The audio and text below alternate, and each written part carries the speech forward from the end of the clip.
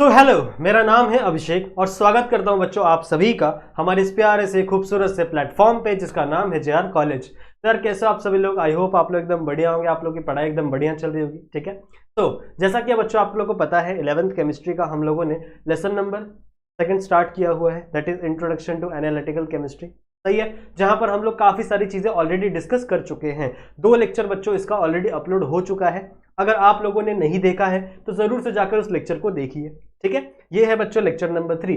पिछले कुछ लेक्चर्स में मैंने काफी सारी चीजें ऑलरेडी डिस्कस की हुई है कि एनालिटिकल केमिस्ट्री क्या होती है, इसके अंदर कौन कौन से पार्ट्स होते हैं, क्वांटिटेटिव क्या होता है, क्वालिटेटिव क्या होता है, इसके बारे में काफी सारा डिस्क्रिप्शन हम लोग ने कुछ लास्ट के कुछ लेक्चर्स में ऑलरेडी बात किया हुआ है। ठीक है बच्चों, आज के इस लेक्चर में हम लोग सबसे पहले सिग्निफिकेंट फिगर की बात करेंगे। ठीक है, हम लोग बात करने वाले हैं स्टोइकियोमेट्रिक प्रॉब्लम्स की। स्टोइकियोमेट्रिक प्रॉब्लम्स होता क्या है उसके बारे में बात करेंगे। ठीक है, और फिर उसके ऊपर कुछ न्यूमेरिकल्स को भी आज हम लोग सॉल्व करने वाले हैं आज के इस लेक्चर। ठीक है, चलेगा। तो काफी ज्यादा इंटरेस्टिंग ये लेक्चर होने वाला है। मैं ट्राई करूंगा कि लेक्चर ज्यादा बड़ा ना हो। ठीक है, कम से कम समय में इसे हम लोग खत्म कर दें। ठीक है, चलो स्टार्ट करते हैं आज का ये लेक्चर। और एक और बात आप लोग को बता दूं, ठीक है, भूल गया हूं तो अगर आपको कोई भी डाउट होता है तो आप जरूर से मेरे इंस्टाग्राम पे आ सकते हो। ठीक है, ये मेरे इंस्टाग्राम की आईडी मैंने मेंशन की हुई है। तो अगर आपको कोई भी डाउट होता है आपकी केमिस्ट्री में तो आप आराम से बेझिझक आकर आप यहाँ पर मुझसे पूछ। ठीक है, चलेगा। तो लेट्स बच्चों स्टार्ट करते हैं आज का अपना लेक्चर। सबसे पहले हम लोग को बात करना है बच्चों सिग्निफिकेंट फिगर के बारे में। अब सिग्निफिकेंट फिगर होता क्या है? बहुत ही सिंपल और एकदम ईजिएस्ट थिंग है आपका सिग्निफिकेंट फिगर। इसके बारे में कुछ चीजें लिखी हुई है मैंने पहले से, पर मैं आपको पहले कुछ समझाता हूं, उसके बाद हम लोग इसके बारे में बात करेंगे। सुनो ध्यान से। सिग्निफिकेंट फिगर क्या होता है? जब भी आप कोई भी एनालिटिकल प्रॉब्लम्स को सॉल्व करोगे जिस टाइम पर, तो उस टाइम पर आपको बहुत सारे फिगर्स देखने के लिए मिलेंगे। ठीक है, बहुत सारे नंबर्स देखने के लिए मिलेंगे। पॉइंट में नंबर होगा, 10 में नंबर होगा। सही है, जैसे लास्ट वाले लेक्चर में किया था ना हम लोग ने, एडिशन सब्सट्रैक्शन किया था। तो बहुत सारे आप लोग को ऐसे नंबर्स देखने के लिए मिलेंगे। अब उस नंबर्स के अंदर एक प्राइमरी नंबर्स होते हैं जिनको हम लोग सिग्निफिकेंट फिगर बोलते हैं। ठीक है, कुछ प्राइमरी नंबर्स होते हैं जिनको हम लोग सिग्निफिकेंट फिगर बोलते हैं। तो उनके ही बारे में हमें जानना है यहाँ पर। अब सिग्निफिकेंट फिगर क्या होते हैं? जो हम लोग बचपन से पढ़ते आ रहे हैं। जैसे मान लो अगर कोई नंबर लिखा हुआ है और उस नंबर के आगे लेफ्ट साइड में, ठीक है, उस नंबर के लेफ्ट साइड में कुछ पॉइंट्स लगे हुए हैं, तो इन पॉइंट्स को हम लोग कंसीडर नहीं करेंगे सिग्निफिकेंट फिगर के अंदर। या फिर अगर राइट साइड में पॉइंट 0 लगा हुआ है, कुछ लगा हुआ है, तो उसे हम लोग कंसीडर करेंगे। समझ रहे हो? तो मेरे कहने का मतलब यही है कि जितने भी कैलकुलेशंस के समय हम लोग जो नंबर्स को कंसीडर करते हैं, that consideration is nothing but our significant figure. अब देख लो यहाँ पे मैंने लिखा क्या है। मैंने यहां पे लिखा है बच्चों, the uncertainty in the measurement of any value is called as a significant figure. इसका मतलब क्या है? जो अनसर्टेनिटी है किसी भी वैल्यू को जब आप मेजर कर रहे हो, किसी भी वैल्यू को जब आप कंसिडर कर रहे हो, तो उसके अंदर कुछ आपको अनसर्टेनिटी देखने के लिए मिलेगी। Now what is this uncertainty? ये अनसर्टेनिटी क्या है? ध्यान से सुनेंगे। ये अनसर्टेनिटी क्या है बच्चों? जितने भी आपके पास वैल्यूज हैं उसके अंदर जो एक्चुअल वैल्यूज है, अगर आप उनको ही कंसीडर करोगे तो वही आपकी अनसर्टेनिटी है।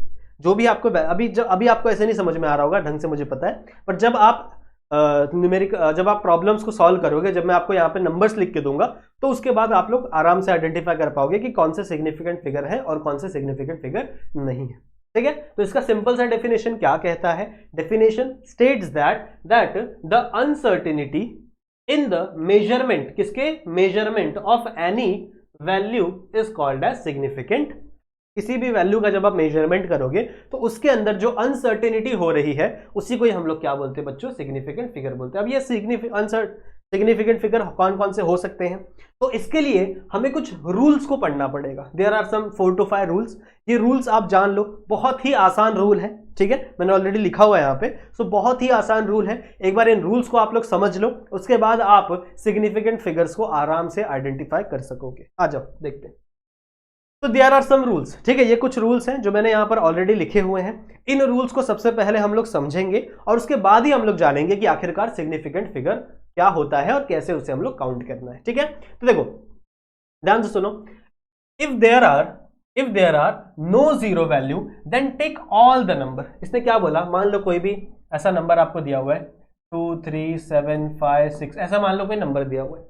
अब अगर आप इस नंबर को ध्यान से देखोगे तो इस नंबर में आपको कोई भी जीरो देखने के लिए नहीं मिल रहा। ठीक है, इस नंबर में आपको कोई भी जीरो देखने के लिए नहीं मिल रहा। तो पहला रूल यही कहता है कि अगर आपके स्टेटमेंट में, आपके वैल्यू में कोई भी जीरो नहीं है, ठीक है, अगर आपके स्टेटमेंट में कोई भी जीरो प्रेजेंट नहीं है तो आप जितने भी नंबर है ना इन सबको as a significant number choose कर सकते हो। तो कितने हैं यहाँ पे देखो 1 2 3 4 5, तो मतलब इस कंडीशन में इसका सिग्निफिकेंट नंबर कितना हो जाएगा?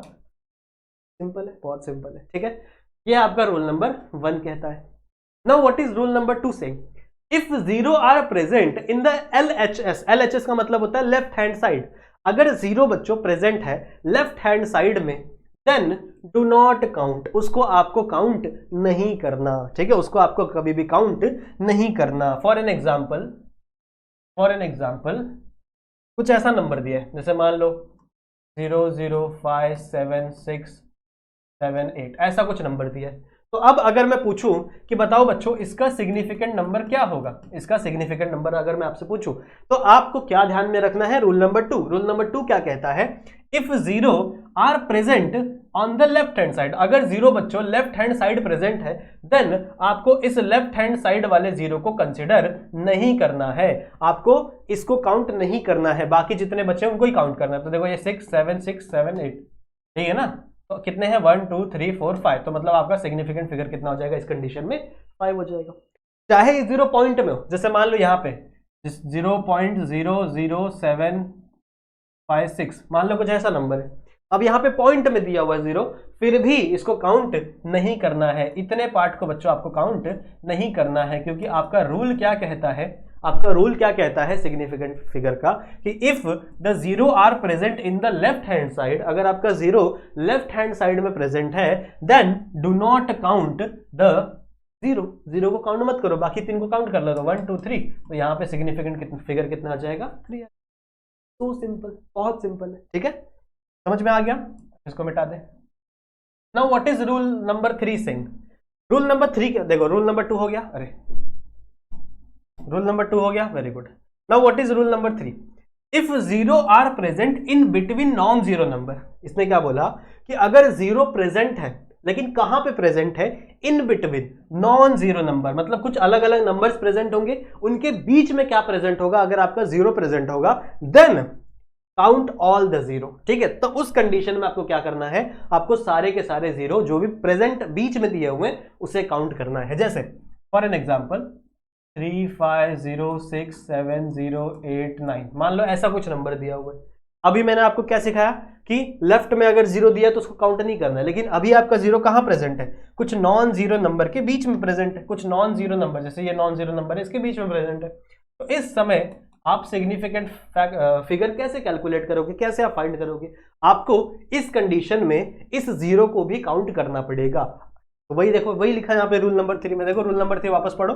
If zero are present in between non zero number, अगर आपका जीरो नॉन जीरो नंबर के बीच में प्रेजेंट है, देन उस कंडीशन में क्या करना है? You have to count all the zero, you have to count all the zero. तो क्या हो जाएगा यहाँ पे 1 2 3 4 5 6 7 8, तो इस कंडीशन में आपका सिग्निफिकेंट फिगर क्या हो जाएगा? 8।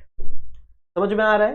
समझ में आ रहा है? ये बहुत ही सिंपल है बच्चों, इससे सिंपल कुछ नहीं हो सकता, समझ लो। सो इतना सिंपल है, बस यही। एक और एग्जांपल ले लो, जैसे मान लो 7 0 0 0 5, ऐसा कुछ आ गया।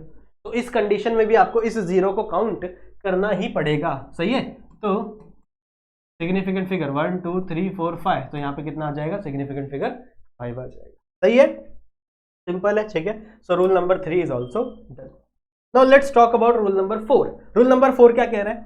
If zero are present on the right hand side, अब देखो लेफ्ट हैंड साइड की बात हो गई, अब मैं बोल रहा हूं if the zero are present right hand side, then count all the zero. अब देखो ये जस्ट अपोजिट है, इस वाले रूल के ठीक अपोजिट रूल है। अगर यहां पे क्या बोला था? If zero are present left hand side, अगर आपका जीरो लेफ्ट साइड में प्रेजेंट है, then you don't have to count that, आपको काउंट नहीं करना था उस चीज को।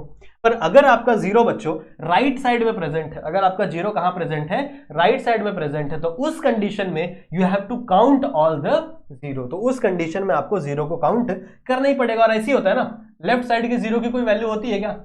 है, बचपन से हम लोग पढ़ते आ रहे हैं ना, लेफ्ट साइड की जीरो की ज्यादा कोई वैल्यू होती नहीं है। अगर राइट में जीरो बढ़ाते रह जाओ तो भैया नंबर बढ़ते जाएगा, सही है। जैसे मान लो यहाँ पे है 2 7 6 0 0 0 0 0, ऐसा कुछ नंबर आ गया। तो इस कंडीशन में क्या? राइट साइड जीरो, जितना जीरो बढ़ाओगे उतना उसकी वैल्यू बढ़ती जाएगी, तो उतना ही सिग्निफिकेंट फिगर भी क्या होगा, इंक्रीज होगा। तो सिग्निफिकेंट फिगर इसका क्या होगा, 1 2 3 4 5 6 7 8, तो इसका सिग्निफिकेंट फिगर क्या हो जाएगा बच्चों, 8 हो जाएगा। क्लियर है, समझ में आ गया, समझ में आ गया। एक और एग्जांपल लें एक और एग्जांपल लें, जैसे 3 2 6 0 0 5, ऐसा कुछ एग्जांपल है, या फिर यहाँ पे एक और जीरो ही रहना। तो इस कंडीशन में क्या होगा, इस कंडीशन में सिग्निफिकेंट फिगर क्या होंगे, इस कंडीशन में आपको राइट साइड वाले जीरो काउंट करने हैं।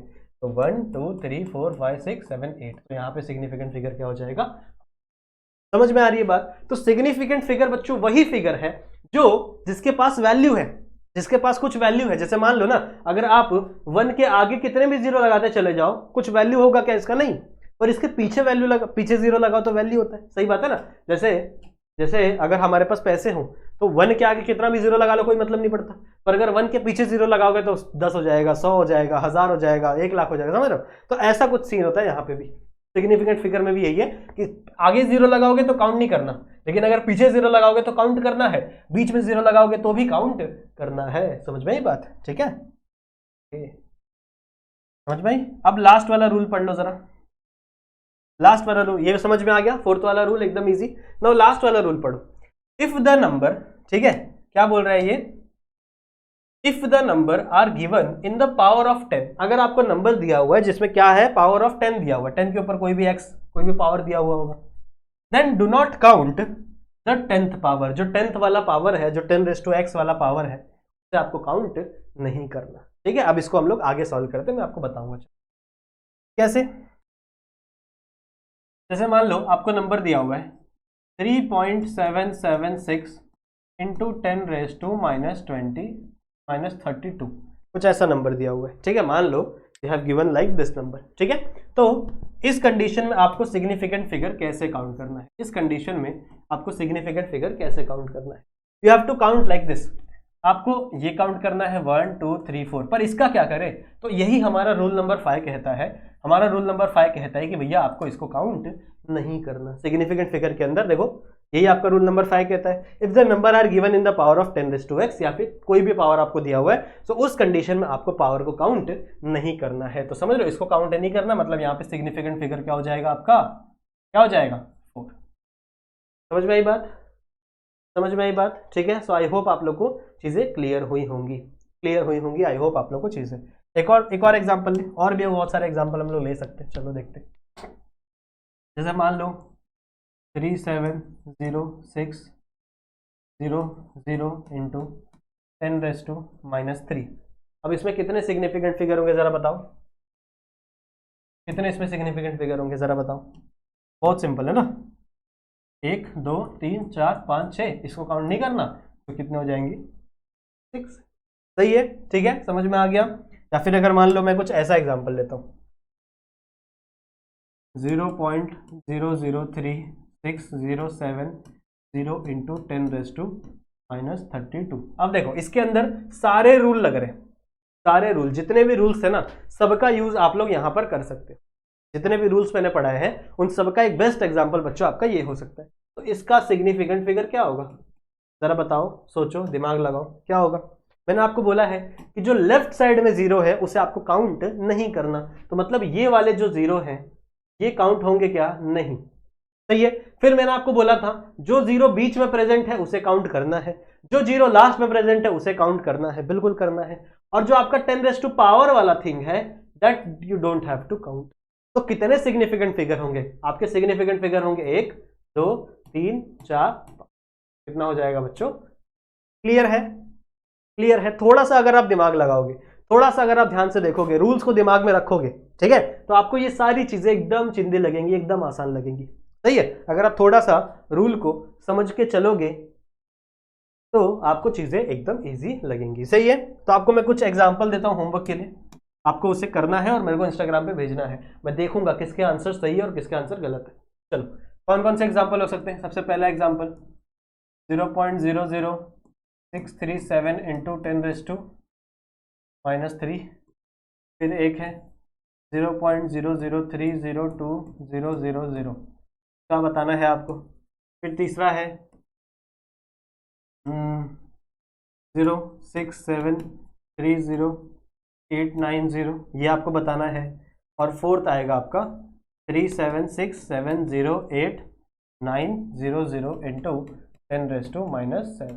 सही है, तो ये इसका स्क्रीनशॉट लो, फटाक से इसका स्क्रीनशॉट लो, और ये मुझे आपको बताना है इंस्टाग्राम पे। मेरे इंस्टाग्राम की आईडी आप लोगों को पता ही है ना, देखो मैंने यहाँ पे ऑलरेडी बताई थी, कहाँ गया ये वाला। तो इसका भी स्क्रीनशॉट लेके रख लेना, बाद में सर्च कर लेना, अभी पढ़ लो पूरा लेक्चर, तो ये भी ले लो, ठीक है। और मुझे आपको ये होमवर्क करके बताना है, आपको बुक के अंदर सॉल्व करना है, और ये इसका भी स्क्रीनशॉट ले लो, रूल्स का। ये रूल्स आपको अपने बुक में लिखने हैं और आपको याद रखना है। क्लियर है, समझ में आ गया, समझ में आ गया बच्चों? चलो आगे बढ़ते, आगे बढ़ते चलो। ये हो गया, ठीक है, ये नोट डाउन कर लिए, इसका आंसर मेरे को चाहिए सबका। मुझे सिग्निफिकेंट फिगर बताना है आपको, बहुत इजी है। अगर रूल्स सब दिमाग में रखोगे तो ये सब बहुत इजी है, बहुत ही चिंदी है। चलो आगे बढ़े। नेक्स्ट बच्चों, हमको पता करना है बच्चों what is mean by molecular formula and what is mean by empirical formula. अब ये दो चीजें हैं जो कि आप लोगों ने बचपन से पढ़ी हुई हैं, ठीक है, बट थोड़ा सा मैं आपको इसके बारे में बता देता हूं, क्योंकि थोड़ी थोड़ी चीजें आपके बुक में ऑलरेडी दी हुई है। मॉलिक्यूलर फॉर्मूला क्या होता है? जैसे मान लो एक एग्जाम्पल है आपका मीथेन, एक एग्जाम्पल है आपका मीथेन। नाउ मीथेन क्या है? Methane is a common name. Methane क्या है बच्चों? Methane is a common name. सही है, सही है, या फिर आप कह सकते हो कुछ भी, मतलब मीथेन ही आपका नॉर्मल सा कॉमन नेम है, पेरेंट नेम है। फिर अगर मैं इसी का स्ट्रक्चर बनाऊं तो इसी का स्ट्रक्चर कुछ ऐसा होता है, इसके अंदर एक कार्बन होंगे और 4 हाइड्रोजन होंगे, ठीक है, दिस इज द मीथेन। और ये इसका क्या कहलाता है बच्चों? स्ट्रक्चर कहलाता है। पर अगर मुझे इस चीज को, इस मीथेन को शो करना है इस कार्बन के साथ, ठीक है, इस, अब देखो मैंने नाम लिखा मीथेन, तो नाम से तो मुझे नहीं समझ में आ रहा ना कि उस कंपाउंड के अंदर क्या क्या चीजें प्रेजेंट है। नाम से तो, मीथेन से तो मुझे नहीं समझ में आ रहा कि उसके अंदर कार्बन है, उसके अंदर हाइड्रोजन है, कितने हाइड्रोजन है, कितने कार्बन है, ये मुझे नहीं समझ में आ रहा। पर अगर मैंने स्ट्रक्चर बनाया तो स्ट्रक्चर से मुझे ये चीज समझ में आ रही है कि भैया इसके अंदर एक कार्बन है, you can see clearly it is 1 carbon, और इसके अंदर कितने हाइड्रोजन है बच्चों? 4 हाइड्रोजन है। बट अगर मैं कहीं पे लिखने जाऊंगा तो भैया मैं बार बार स्ट्रक्चर थोड़ी बनाऊंगा, ठीक है, मैं बार बार इन चीजों को बार बार ड्रॉ थोड़ी करूंगा, समझ रहे हो? तो इस कंडीशन में मैं क्या कर सकता हूं? इस कंडीशन में मैं करूंगा बच्चों आपका कंडेंस फॉर्मूला यूज करूंगा, जिसे हम लोग मॉलिक्यूलर फॉर्मूला भी बोलते हैं। उसमें मैं कैसे लिखते हैं हम लोग? एक कार्बन में, एक कार्बन है तो एक कार्बन लिखा, हाइड्रोजन कितने हैं? 4 है, तो H के नीचे आपको 4 लिख देना है। ये आप लोग को आता है, मुझे पता है ये सब आप लोग को आता है, पर आपकी बुक में दिया हुआ है, दैट्स व्हाई मैं आपको बता रहा हूँ, ठीक है, वरना मेरे को भी इतना कुछ शौक नहीं बताने का, बट आई नो आप लोगों को ये सारी चीजें आती हैं। सही है, तो सिंपल है ये जो चीज लिखी है। अब ये देखो, ये ज्यादा बड़ा भी नहीं, स्ट्रक्चर भी नहीं बनाना मेरे को, पर इस चीज से मुझे ये भी समझ में आ रहा है कि इसके अंदर कितने नंबर ऑफ एटम है और किस एटम के कितने नंबर है, ये भी मुझे समझ में आ रहा है। जैसे कार्बन का एक ही कार्बन प्रेजेंट है, 4 हाइड्रोजन प्रेजेंट है, तो इस चीज को बच्चों मैं क्या कहूंगा? Molecular formula, molecular formula. सही है, और मॉलिक्यूलर फॉर्मूला से आप मॉलिक्यूलर वेट भी निकाल सकते हो, ठीक है, आप मॉलिक्यूलर फॉर्मूला से मॉलिक्यूलर वेट भी आराम से आप निकाल सकते हो। कैसे निकालोगे? ये क्या आ गया? कैसे निकालोगे? देखो, जैसे मान लो CH4 दिया हुआ है, ये आपका मॉलिक्यूलर फॉर्मूला है, ठीक है, अच्छा लिखना चाहिए, सॉरी मतलब हो जाएगा नहीं तो, मॉलिक्यूलर फॉर्मूला है, सही है। अब मान लो आपको वेट निकालना है, इसका मॉलिक्यूलर वेट निकालना है, कैसे निकालोगे आप? इसका सिंपल सा, ये सब आप लोग ने सीखा होगा पहले भी। मॉलिक्यूलर वेट निकालना कैसे होता है? सबसे पहले आपको पता होना चाहिए कार्बन का वेट कितना होता है, कार्बन का एटॉमिक मास नंबर कितना होता है। तो कार्बन का एटॉमिक मास नंबर होता है 12, सही है। फिर उसमें आप ऐड करोगे हाइड्रोजन का एटॉमिक मास नंबर, हाइड्रोजन का एटॉमिक मास नंबर कितना होता है? 1, पर कितने हाइड्रोजन है यहाँ पे? 4, तो आप 4 से क्या कर दोगे? इसको मल्टीप्लाई कर दोगे, सिंपल है। तो आपको क्या मिल जाएगा? 4 1 जा 4, 4 + 2 यानी क्या आ जाएगा बच्चों आपको आंसर?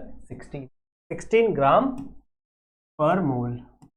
ये है बच्चों इसका मॉलिक्यूलर वेट, समझ रहे हो?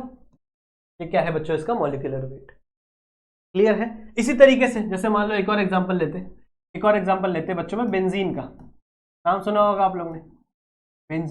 बेंजीन का ये कॉमन नेम है। बेंजीन का स्ट्रक्चर कैसा होता है, कुछ ऐसा बनाते हैं हम लोग, कुछ ऐसा पढ़ते हैं ना हम लोग। This is the benzene. Benzene का मॉलिक्यूलर फॉर्मूला, ये तो उसका स्ट्रक्चर हो गया, दिस इज द स्ट्रक्चर। इसका मॉलिक्यूलर फॉर्मूला कैसा होता है, इसका मॉलिक्यूलर फॉर्मूला होता है बच्चों C6H6। बिकॉज अगर आप ध्यान से देखो तो यहाँ पे 6 कार्बन भी है और 6 ही हाइड्रोजन है, क्योंकि देखो हर कार्बन 3 बॉन्ड बना रहा है, तो एक बॉन्ड खाली है वो आपका हाइड्रोजन से लगा हुआ है। तो ये है इसका मॉलिक्यूलर फॉर्मूला। अब मान लो मुझे इसका मॉलिक्यूलर वेट निकालना है, तो मैं कैसे मॉलिक्यूलर वेट निकालूंगा, ये क्या है, ये इसका मॉलिक्यूलर फॉर्मूला है, सही है। पर अगर मुझे मॉलिक्यूलर वेट निकालना है तो मैं कैसे निकालूंगा, मॉलिक्यूलर वेट कैसे निकालूंगा बच्चों।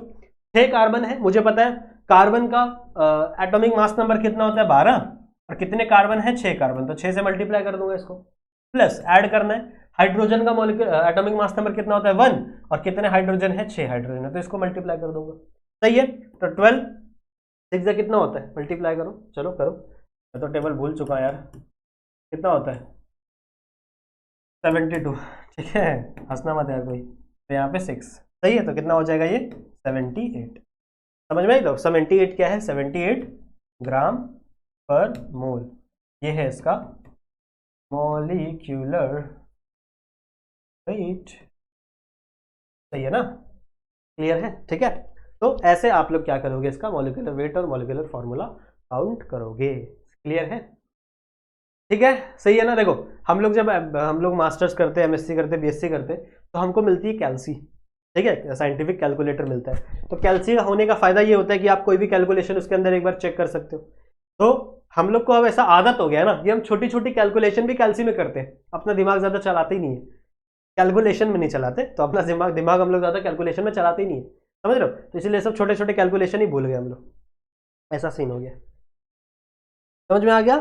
चले आगे, चले आगे। तो बच्चों ये है आपका मॉलिक्यूलर फॉर्मूला और molecular weight. Now what is mean by empirical formula, empirical formula क्या होता है इसको भी समझते हैं। सेम एग्जांपल लेते हैं बच्चों हम लोग, जैसे बेंजीन का, बेंजीन का एग्जांपल लेते हैं, आ जाओ। बेंजीन, गलत स्पेलिंग,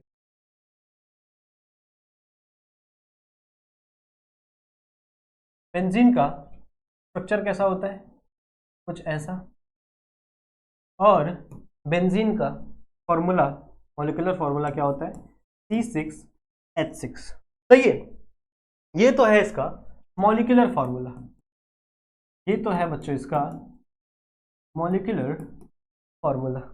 पर अगर मैं बात करूं इंपेरिकल फॉर्मूला की, तो इंपेरिकल फॉर्मूला होता है मॉलिक्यूलर फॉर्मूला का सबसे लीस्ट रेशियो, सबसे लीस्ट फ्रैक्शन, उसी को हम लोग बोलते हैं इंपेरिकल फॉर्मूला। मतलब क्या, मतलब अगर आप यहां पे देखो तो इस कंडीशन में यहां पे 6 है, यहां पे 6 है, तो अगर मैं इस चीज को 6 से डिवाइड कर दूं तो क्या मैं ऐसे लिख सकता हूं, क्या मैं ऐसे लिख सकता हूं C और H, यहां पे 1 1, सेम ही चीज है ना। मतलब क्या है, सेम चीज मतलब कैसे है कि ये इसका लीस्ट फ्रैक्शन है, ये जो है ये इसका क्या है, लीस्ट फ्रैक्शन है। तो इस लीस्ट फ्रैक्शन को ही हम लोग क्या बोलते हैं, इंपेरिकल फॉर्मूला, समझ में आई बात, ठीक है। इसी तरीके से जैसे मान लो C2H6 है, C2H6 मान लो कोई कंपाउंड है, सही है। तो इस कंडीशन में क्या होगा, C2H6 इसका मॉलिक्यूलर फॉर्मूला है, मॉलिक्यूलर फॉर्मूला है। पर अगर मुझे इसका लीस्ट फ्रैक्शन निकालना होगा, अगर मुझे इसका लीस्ट फ्रैक्शन निकालना होगा तो क्या होगा, 2 से डिवाइड कर दूंगा, तो ये C1 हो जाएगा, 1 को हम लोग शो नहीं करते, और ये क्या हो जाएगा 3, तो ये क्या हो जाएगा अपना इंपेरिकल फॉर्मूला, समझ रहे हो। Empirical formula is just a least fraction of your molecular formula, molecular formula का जो सबसे लीस्ट फ्रैक्शन होता है, इसी को हम लोग क्या बोलते हैं, आपका इंपेरिकल फॉर्मूला। तो empirical formula is a least fraction of इसका मॉलिक्यूलर फॉर्मूला। क्लियर है, समझ में आ गया, समझ में आ गया, एकदम क्लियर है, ठीक है। आई होप बच्चों आप लोग को ये चीजें एकदम आसानी से समझ में आ गई। अब बढ़ते हैं अपने अगले स्टेप की तरफ, दैट इज स्टोइकियोमेट्रिक कैलकुलेशन या फिर स्टोइकियोमेट्रिक प्रॉब्लम्स। कहाँ गया, हाँ, नेक्स्ट हम लोग बढ़ते हैं बच्चों अपने अगले टॉपिक की तरफ। That topic is nothing but your stoichiometric calculation और you can say stoichiometric problems. Stoichiometric क्या होता है? देखो, जब आप रिएक्शन करोगे, जैसे मान लो आप आगे चल के केमिस्ट बनना चाहते हो, जस्ट इमेजिन आप केमिस्ट बनना चाहते हो, ठीक है। तो जब आप केमिस्ट बनोगे उस कंडीशन में आप लैब में जाकर कोई रिएक्शन को प्रोसीड करोगे, कोई रिएक्शन परफॉर्म करोगे, सही है। रिएक्शन जब आप परफॉर्म करोगे तो मान लो आपने कोई रिएक्टेंट लिया, ठीक है। जैसे मान लो आपका रिएक्शन नॉर्मली होता है, आपका रिएक्शन नॉर्मली होता है A + B gives C + D, this is the normal reaction, जहां पे A और B क्या है आपके रिएक्टेंट है, सही है, और C और D क्या है आपके प्रोडक्ट और बाय प्रोडक्ट।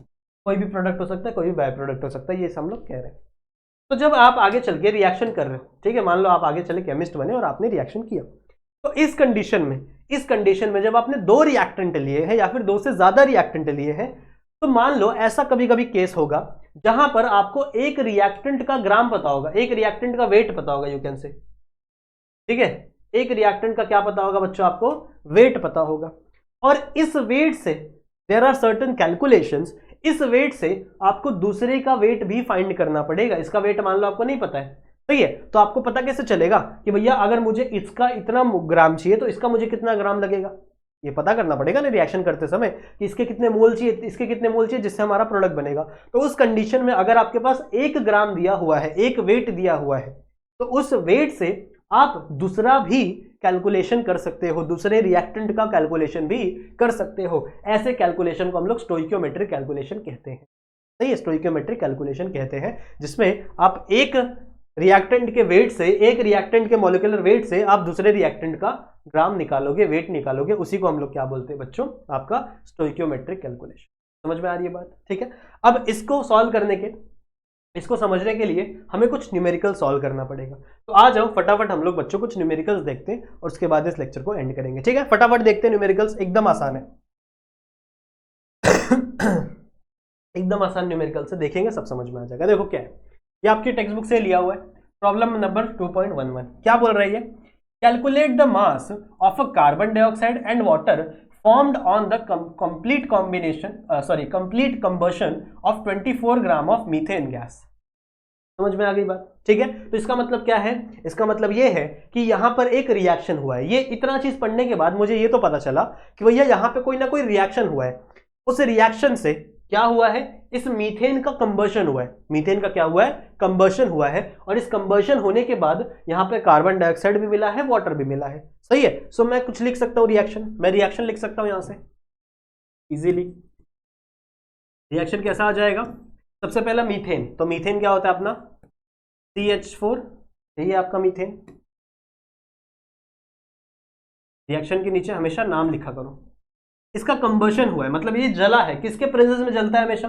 कोई भी कंबशन बच्चों हमेशा किसके प्रेजेंस में होती है? ऑक्सीजन के प्रेजेंस में, तो हमेशा O2 भी रहेगा। फिर यहां से रिएक्शन प्रोसीड किया, कुछ टेम्परेचर दिया, तभी तो कंबशन हुआ। तो क्या बना आपका? एक बना कार्बन डाइऑक्साइड और एक बना बच्चों आपका पानी, ठीक है। एक बना कार्बन डाइऑक्साइड और एक बना आपका वाटर। नाउ फर्स्ट स्टेप आपको समझ में आ गया। सबसे पहला स्टेप है कि आपको रिएक्शन करना है, आपको जो भी दिया हुआ है प्रॉब्लम में उसकी रिएक्शन लिखनी है। Now step number 2, step number 2 में आपको इस रिएक्शन को बैलेंस करना है, ठीक है। स्टेप नंबर 2 में आपको इस रिएक्शन को बच्चों क्या करना पड़ेगा? बैलेंस करना पड़ेगा। कैसे बैलेंस करोगे? देखो, बैलेंस करने का सिंपल सा तरीका होता है। कार्बन, सबसे पहले कार्बन देखो, कार्बन यहाँ पे कितने हैं रिएक्टेंट साइड में और प्रोडक्ट साइड में कितने हैं? यहाँ पर एक कार्बन है, यहाँ पे भी एक कार्बन है, चलो कार्बन बैलेंस है। फिर हाइड्रोजन देखो, यहाँ पे 4 हाइड्रोजन है और यहाँ पर सिर्फ 2 ही हाइड्रोजन है, तो दिक्कत हो गई। तो मुझे हाइड्रोजन यहाँ पे बढ़ाने पड़ेंगे। मैं यहाँ पे नहीं बढ़ा सकता, मैं हमेशा नंबर यहाँ डाल दूंगा, तो 2 डाल दिया। नाउ 2 2 जा 4 और यहाँ पे भी 4 हाइड्रोजन है, हाइड्रोजन आपके बैलेंस हो गए। नाउ नेक्स्ट बच्चों ऑक्सीजन। अब ऑक्सीजन कितने हैं? यहाँ पे 2 ऑक्सीजन है और यहाँ पर 2 और यहाँ पे 4 ऑक्सीजन है। यहाँ पे 4 ऑक्सीजन है, यहाँ पे सिर्फ 2 ऑक्सीजन है, तो मैं क्या करूंगा? इस ऑक्सीजन के सामने भी 2 लगा दूंगा। तो अब देखो 2 2 जा 4, यहाँ पे भी 2 ऑक्सीजन, यहाँ पे भी 4, तो मतलब 4 ऑक्सीजन यहाँ पे भी है, 4 ऑक्सीजन यहाँ पे भी है। आपका जो ऑक्सीजन है वो क्या हो गया? बैलेंस हो गया। क्लियर है? सिंपल है ना, यही होता है ना। देखो इसको कैसे सोच सकते हो आप लोग? O2 मॉलिक्यूल, O2 मॉलिक्यूल ऐसा होता है, और O2 मॉलिक्यूल के 2 मॉलिक्यूल है, मतलब O2 2 मॉलिक्यूल है, तो कितने ऑक्सीजन हो गए? 4 ऑक्सीजन। तो यहाँ पे 4 ऑक्सीजन है। सिमिलरली देखो यहाँ पे 2 ऑक्सीजन है और ये 2 इसके लिए भी ये कॉमन है ना, ये 2 इसके लिए, तो यहाँ पे 2 H2O के मॉलिक्यूल है, 2 H2O के मॉलिक्यूल मतलब 2 हाइड्रोजन। सही है, तो 4 ऑक्सीजन का कितने हो गए यहाँ पे भी। तो ये रिएक्शन क्या हो गई बच्चों? बैलेंस हो गई। ये रिएक्शन आपकी क्या हो गई? बैलेंस हो गई। Now second step, sorry second step हो गया, थर्ड स्टेप में बच्चों आपको इन सबका मॉलिक्यूलर वेट फाइंड करना पड़ेगा। जो मैंने अभी आपको सिखाया है मॉलिक्यूलर फॉर्मूला वाले में, वैसे ही आपको इसका मॉलिक्यूलर वेट फाइंड करना पड़ेगा। ठीक है, what we have to find? You have to find the molecular weight. कैसे फाइंड करेंगे? आ जाओ देखते हैं, बड़ा ही आसान है। कैसे फाइंड करेंगे? देखो कितने कार्बन है? 1 कार्बन है तो 12, और यहाँ पे कितना है? 4 हाइड्रोजन है। 4 हाइड्रोजन है मतलब 1 हाइड्रोजन, मॉलिक्यूलर वेट कितना होता है हाइड्रोजन का? 1, तो 4 + 1, सॉरी 4 × 1 4, तो कितना हो जाएगा? 16। कितना हो जाएगा? 16। इसका आ गया 16। इससे अच्छा अपन को मिटा के यहीं पे 16 लिख देते हैं। ठीक है, अपन कैलकुलेशन कहीं और करेंगे। ये इसका है मॉलिक्यूलर वेट। सही है, इसका मॉलिक्यूलर वेट है 16। फिर ऑक्सीजन की बात करो। ऑक्सीजन का मॉलिक्यूलर एटॉमिक मास कितना होता है बताओ? 16 होता है। 16 है, 16 को 4 से मल्टीप्लाई कर दो क्योंकि यहाँ पे 4 ऑक्सीजन है, तो 6 4 जा 24, 4 1 जा 4 और यहाँ पे 2, यानी है 6 4 जा 24, हाँ 24, 4 1 जा 4 और यहाँ पे 6 यानी 64, 16 4 जा 64, बिल्कुल सही। तो यहाँ पे आ गया बच्चों इसका मॉलिक्यूलर वेट 64। फिर सिमिलरली आपको CO2 का निकालना है। CO2 में कार्बन कितने हैं? कार्बन का कितना होता है आपका? 12, और ऑक्सीजन का कितना होता है? 16। एक ऑक्सीजन का 16 होता है, 2 ऑक्सीजन का 32, तो यहाँ पे +32, तो कितना हो जाएगा? 4 और ये 4, तो मतलब CO2 का कितना हो गया? 44 मॉलिक्यूलर वेट। सही है, और H2O का कितना होगा? आ जाओ H2O का भी फाइंड कर लेते हैं। हाइड्रोजन 2 है, ऑक्सीजन का होता है 16 और हाइड्रोजन 2 है मतलब 2, यानी आपका 18, 2 18 है, 2 H2O के मॉलिक्यूल है ना, तो 18 × 2 हो गया, कितना हो गया? 32। सही है, कुछ गलती हो जाएगी तो माफ कर देना बच्चों, लेकिन जितना हो सकता है मैं उतना सही कर रहा हूँ। तो ये हमारा स्टेप नंबर 4 था, सॉरी स्टेप नंबर 3 था, जहां पे हम लोग ने क्या फाइंड कर लिया? सबका मॉलिक्यूलर वेट फाइंड कर लिया। ठीक है, सबका क्या फाइंड कर लिया? मॉलिक्यूलर वेट फाइंड कर लिया। Now what is the next step? अगले स्टेप में क्या करना है? अगले स्टेप में आपको यहाँ पर एक लाइन खींचनी है, मैं बता रहा हूँ। ठीक है, मेरे को लाइन खींचनी है। अब आपको क्या कैलकुलेट करना है? यू हैव टू कैलकुलेट बच्चों, you have to calculate the mass of carbon dioxide. Carbon dioxide का मास कैलकुलेट करना है और वाटर का मास कैलकुलेट करना है, लेकिन मीथेन का मास दिया हुआ है, तो इसका मास दिया हुआ है आपका 24 ग्राम। सही है, तो आप कैसे लिखोगे? आप लिखोगे बच्चों मीथेन इज सिमिलर टू, मतलब इज सिमिलर टू किसका? Carbon dioxide. सही है, कितना मोल है इसका? मीथेन का कितना मोल है? मीथेन का है बच्चों 16 gram per mole of methane is equal to 44 gram per mole of carbon dioxide. सही बात है, तो इसका कितना आ जाएगा? 16 और इसका कितना आ गया है आपका? 44। ये क्या है? आपका मॉलिक्यूलर वेट है। तो मीथेन का ग्राम दिया हुआ है कितना? मीथेन का ग्राम कितना दिया हुआ है? 24, और इसका ग्राम हमें फाइंड करना है, तो इसको आप x ले लो, आप क्रॉस मल्टीप्लाई कर दो। बचपन में पढ़ते ना हम लोग, इसको इससे मल्टीप्लाई कर दो, इसको इससे मल्टीप्लाई कर दो, तो कैसे हो जाएगा? x is equal to 24 × 44 divide by 16। Simple है, ठीक है, 24 × 44 डिवाइड बाय 16, तो करो मल्टीप्लाई। 4 से हो जाएगा, 4 से जाएगा 4 4 जा, और ये 11 आ जाएगा, फिर 4 1 जा 4, 6 जा 6 6 जा 6 11 जा 66। समझ रहे हो? x का वैल्यू क्या आ गया आपका? 66। सही है ना? चेक कर लिया करो एक बार, देखो मैं तो देख के बात कर नहीं रहा, एक बार चेक कर लेना। मेरे हिसाब से आंसर है 66। सही है ना? 4 4 जा 16, 11, 4 1 जा 6 4 जा, हाँ सही है 16 है। तो आपने एक सॉल्व कर लिया, दैट इज आपने किसका निकाल लिया? कार्बन डाइऑक्साइड का निकाल लिया। Next you have to find water. For water, तो वाटर कहाँ है? ये सिमिलर ऐसे ही करना है आपको, सिमिलर आपको ऐसे ही करना है।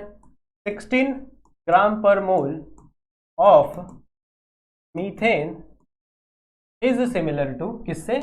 Is similar to 32 gram per mole of water, यानी आपका पानी।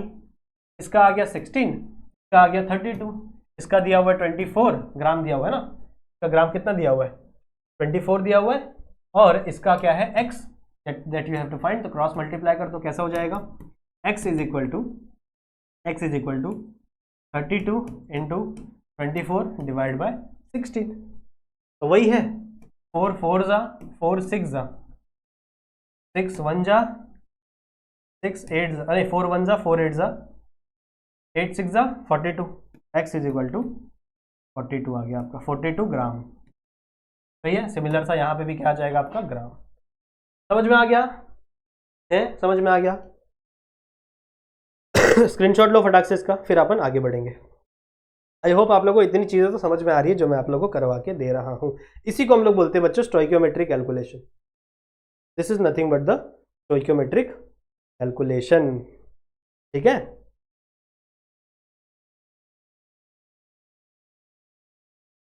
ठीक है, समझ में आ गया। कुछ गलती है क्या? गलती नहीं है ना, देख लो 4 4 जा 16, 6 4 जा 24, 4 कटा 6 बचा यहाँ पे। अरे सुनो एक सेकेंड, 8 5 जा 40, 8 6 जा 48, नहीं क्या होगा 50,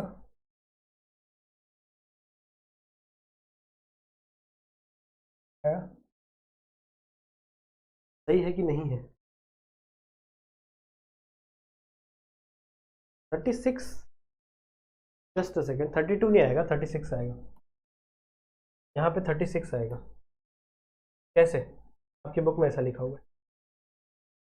वाटर कितना होता है ऑक्सीजन का 16 प्लस, हाँ सही है ना 18 है ना, 18 2 36, I am so sorry, I am so sorry बच्चों, मैंने ध्यान नहीं दिया, ये 36 आएगा, आई एम सो सॉरी।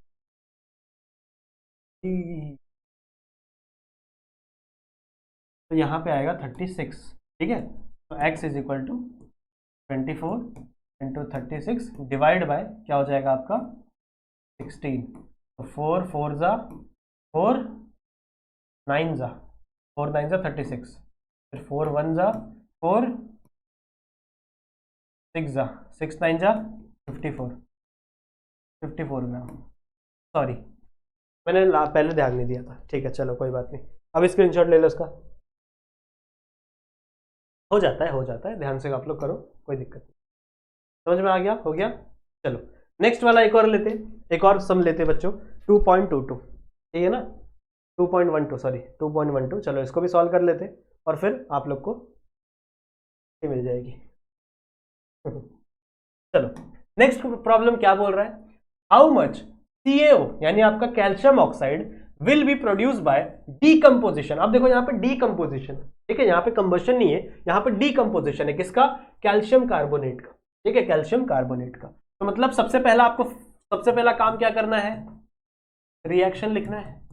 अब रिएक्शन में आपको थोड़ा दिमाग लगाना पड़ेगा, कैसे, देखो इसका डीकम्पोजिशन हो रहा है, मतलब आपका CO3 का डीकम्पोजिशन हो रहा है। डीकम्पोजिशन यानी आप थोड़ा सा हीट दोगे, क्या बन रहा है यहाँ पे, कैल्शियम ऑक्साइड बन रहा है, ठीक है, क्या बन रहा है, कैल्शियम ऑक्साइड। अब आप देखो यहां से Ca निकल गया, यहां से एक O निकल गया, तो बचा क्या, यहां पे एक कार्बन बचा है और 2 ऑक्सीजन बचा है, तो मतलब यहां पे एक्स्ट्रा एक और गैस निकलती है, दैट इज कार्बन डाइऑक्साइड। ठीक है, यहां पर बच्चों एक और गैस निकल रही है, दैट इज आपकी कार्बन डाइऑक्साइड। ये पहला स्टेप था आपका, सही है। दूसरा स्टेप मैंने क्या बोला था, मैंने बोला था आपको रिएक्शन को बैलेंस करना है। तो देखो रिएक्शन ऑलरेडी बैलेंस ही है, तो रिएक्शन को बैलेंस करने की जरूरत नहीं है, रिएक्शन ऑलरेडी आपका बैलेंस है। यहाँ पे एक कैल्शियम है, यहाँ पे भी एक कैल्शियम है, यहाँ पे एक कार्बन है, यहाँ पे भी एक कार्बन है, यहाँ पे 3 ऑक्सीजन है, यहाँ पे भी 3 ऑक्सीजन है, तो रिएक्शन क्या है आपकी। Now what is the next step, next step ये है बच्चों कि आपको इसका मॉलिक्यूलर वेट निकालना है, जिसमें लास्ट टाइम गलती हो गई थी ना। अब आपको मॉलिक्यूलर वेट निकालना है। मॉलिक्यूलर वेट आप कैसे निकालोगे मैंने आपको सिखाया है मॉलिक्यूलर वेट निकालना। सबसे पहले कैल्शियम का होता है 40 में ऐड करो कार्बन का होता है 12 और ऑक्सीजन का कितना होता है 16, तो 16 इंटू 3। सही है, सही है, ठीक है, ये तो आपको आता ही है। फिर ये आ गया आपका ये 12 48, ये हो गया 60 60, ये हो गया आपका 40 40 60 100, तो 100 ग्राम पर मोल। सही है ना? सही होगा इस बार तो, सही होगा। फिर आपका CaO 40 प्लस ऑक्सीजन कितना होता है, मैंने आपको बताया 16, ये आपका कितना हो गया 56 ग्राम पर मोल। सही है, 56 ग्राम पर, सही है। और लास्ट क्या है आपका कार्बन डाइऑक्साइड। कार्बन डाइऑक्साइड में कितना होता है 12 प्लस 16 इंटू 2 कितना होता है 32 प्लस 12 कितना होता है 4 और 4, यानी आपका 44 ग्राम पर। यहां तक समझ में आ गया? यहां तक हम लोगों को समझ में आ गया है बहुत आसानी। अब आपको क्या दिया हुआ है, आपको बच्चों ध्यान से देखो, आपको दिया हुआ है 5 ग्राम CaCO3, मतलब आपका इसका वैल्यू ग्राम दिया हुआ है, इसका वेट दिया हुआ है कितना 5 ग्राम दिया हुआ है, और आपको इसका वेट फाइंड करना है। तो बहुत इजी है, क्या करेंगे हम लोग कैसे लिखेंगे 100 gram per mole of CaCO3 is similar to 56 gram per mole of CaO। सही बात है। इसका कितना है 100 मॉलिक्यूलर वेट, इसका कितना है 56, कितना दिया हुआ है ये 5 ग्राम दिया हुआ है, ये हमको क्या करना है फाइंड करना है। तो क्रॉस मल्टीप्लाई कर दो, क्रॉस मल्टीप्लाई करने के बाद क्या आएगा, एक्स की वैल्यू क्या आएगी आपकी आएगी 56 इंटू 5 डिवाइड बाय 100। सही है, तो 56 को 5 से मल्टीप्लाई करो, 56 इंटू 5, 6 5 30, 5 5 25, 25 और 3 28, तो आंसर आपको मिलेगा 280 डिवाइड बाय 100, यानी आएगा 2.8, यही ना, हाँ 2.8 ग्राम के करीब, यानी आपका इसका ग्राम कितना है CaSO4 का ग्राम कितना है 2.8 ग्राम, एक्स की वैल्यू आपको मिली। आई होप बच्चों आप लोगों को ये चीज समझ में आ गई होगी। ठीक है, तो ये था बच्चों स्टोइकियोमेट्री कैलकुलेशंस। अब अगला वाला जो लेक्चर होगा, इस लेक्चर को हम लोग यहीं तक रखेंगे। अगला वाला जो लेक्चर होगा उस लेक्चर में हम लोग कॉन्सेंट्रेशन की बात करेंगे, मोलैलिटी, फॉर्मेलिटी तो नहीं है, मोलैलिटी, फिर मोलैरिटी, ठीक है, फिर मोल फ्रैक्शन दिया हुआ है। ठीक है, तो ये सारी बातें हम लोग अगले लेक्चर के लिए रखते हैं। आई होप आप लोगों को ये लेक्चर समझ में आया होगा। सही है, सो इस वीडियो को लाइक जरूर से कर देना, इस चैनल पे नए हो तो चैनल को सब्सक्राइब जरूर से कर देना, अपने दोस्तों तक इस वीडियो को शेयर जरूर से कर देना। ठीक है, मैं मिलता हूं आप लोगों से एक और वीडियो में, तब तक अपना ध्यान रखना एंड कीप स्टडिंग। ठीक है, बाय बाय।